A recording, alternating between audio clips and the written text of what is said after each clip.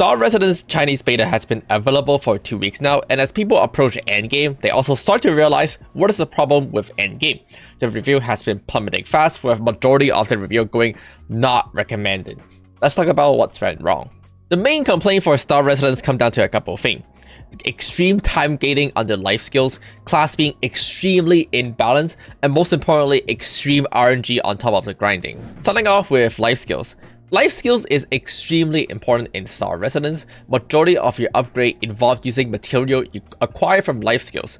For example, when it comes down to upgrading my masteries, I can upgrade my weapon mastery from rank 5 to rank 6, and it'll cost me 30 of these crystals per attempt. You'll see that it is per attempt because the success rate is not a 100% chance. This has a 95% success rate. Nevertheless, the main problem is that these crystals are very hard to acquire. The way you acquire these crystals is by crafting the ore into the crystals, and it will cost you 10 energy each to craft one. In addition to using energy to craft, it also costs you energy to mine. So you need energy to mine and you need energy to craft, like Minecraft. And with how many crystals it takes to upgrade, the end result is that there is a massive energy starvation problem. If you use your energy to mine, you're not going to have energy to craft. And this is only one aspect of the life skills upgrade systems. There are many other things to also create and craft using the life skill system, specifically gems. Gems is another upgrade system in the game that costs you energy to mine and craft. To highlight how extreme this problem is, if we look on the auction house, there's absolutely zero ore. Not an exaggeration, there's absolutely zero ore. Zero, zero, zero, zero, zero, zero, zero, zero, zero, zero, zero. And when we look at the end results, which are the crystals I've talked about, you can see the exact same thing. Zero, zero. And this is one aspect of the gear upgrade system. We have to talk about gems, which are also 0, 0, 0, 0, 0, 0, 0, 0, 0. These materials are not rare. In fact, they're extremely easy and common to acquire. You literally just walk up to the ore and you start mining. You can do this starting from level 1. There's no level restriction or anything. You can literally just straight up start mining on the first day. But yet, the demand is so insane and the supply is so low because of the energy system that the marketplace is permanently at 0 item available across millions of players. The fact that the item is at a true 0 count, even on the lowest level item, is insane.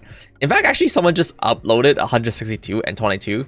If I refresh, instantly gone. There was this Chinese comment that basically say like, oh, I thought I got so lucky because I was able to sell one of these like rare legendary Imagine for a lot of money.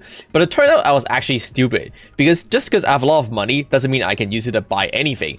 If there's nothing to buy on the auction house, then even with a lot of money, I can't buy anything. The life skills energy bottleneck situation is so insane that it is basically making people question the future direction of the game.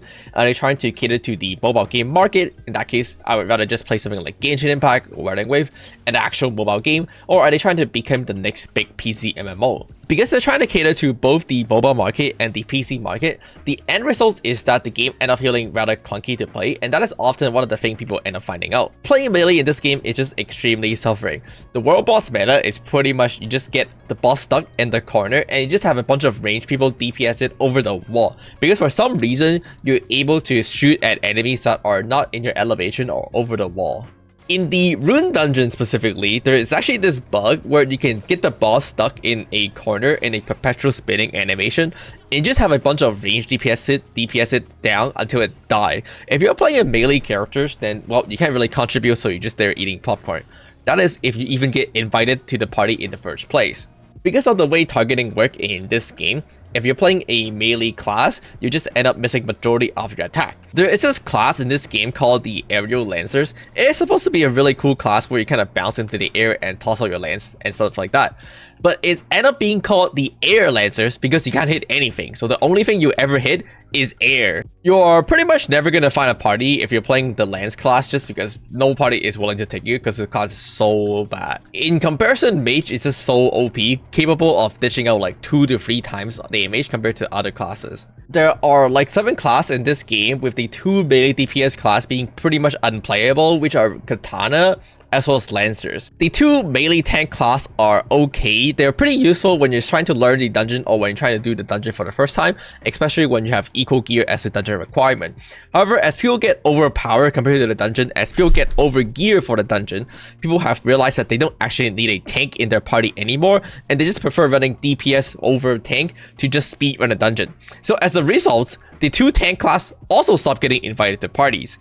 Dungeon kind of work really weird in this game.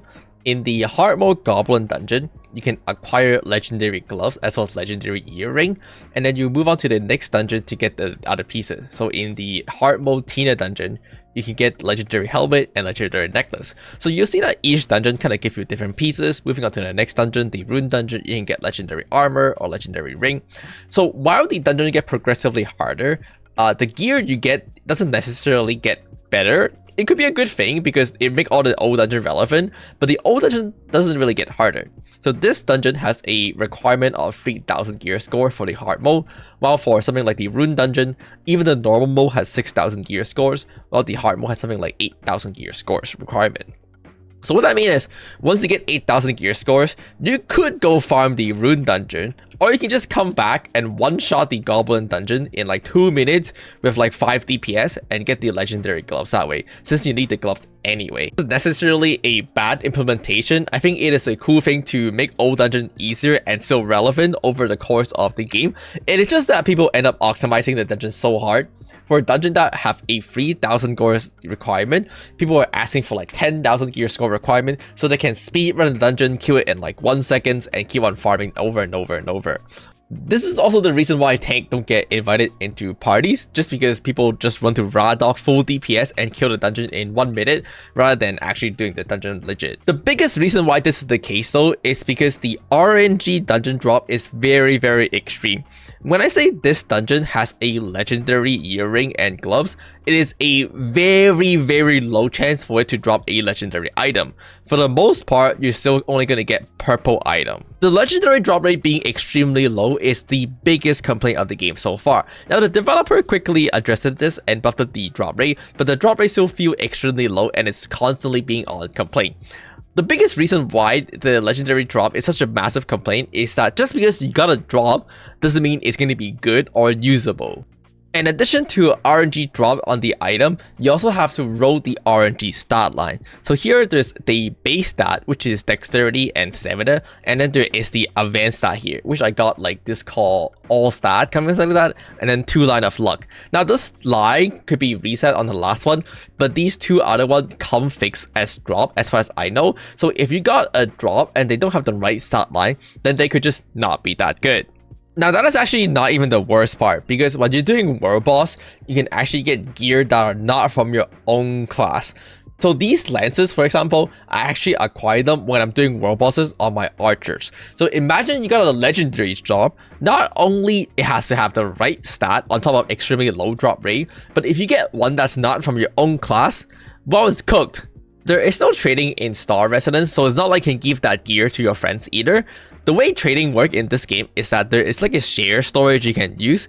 You can create a storage space shared up to by 4 friends. So you can only have 4 people in your storage, and you can put item in and then your friends can take it out. Now there's a very big limit on what item can be put in. You can see that these item has a lock on it so they cannot be put in. And most importantly is that there's a transfer limit. So you can see that here, every single week I can put in 200 item and I can only take out 30 item. Now these are rare items, so they are these things right here, but still there is still this like random restriction for some reason that you can only share a storage up to with 4 people, and there's like an import and export limit on your storage. So it's just really weird. And other than that, you can't trade item with the other player. You have to go through the auction house, and not every single item is available on here.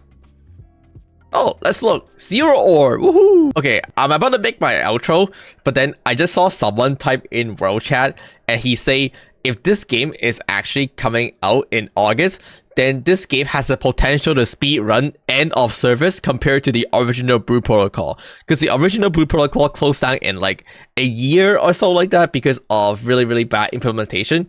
And they're saying this game can close even faster. So that's the state of this game right now. I feel like that makes it a perfect outro. I was going to talk about how like the game really need a lot of time to get ready. This game ended up suffering the exact same problem as the original Brew Protocol. And that is that it has a very nice potential and has a nice presentation, but there is no meat. There is no actual endgame loop that's fun and interactive, and it feels like just suffering all the time. And so with the current state of the game, it is going to suffer the same fate as the original Brew Protocol. I hope the developers kind of go back and fix a lot of these issues. I feel like this game, I'll be honest, has potential, but not quite ready. And if they're really targeting an August release, then I think it's not going to make it. So I think the best action moving forward is to delay the release and go back to the drawing board a little bit, which again sounds like what happened to the original Brew Protocol, but we have also seen what happened when a developer rushed out the game when they make an incomplete game and something like that. So that is the current state of Star Resonance. There's still many minor issues that I didn't uncover in this video, but I'm just simply talking about the 3 most biggest complaint on CN right now. So that being said, that's it. Bye bye.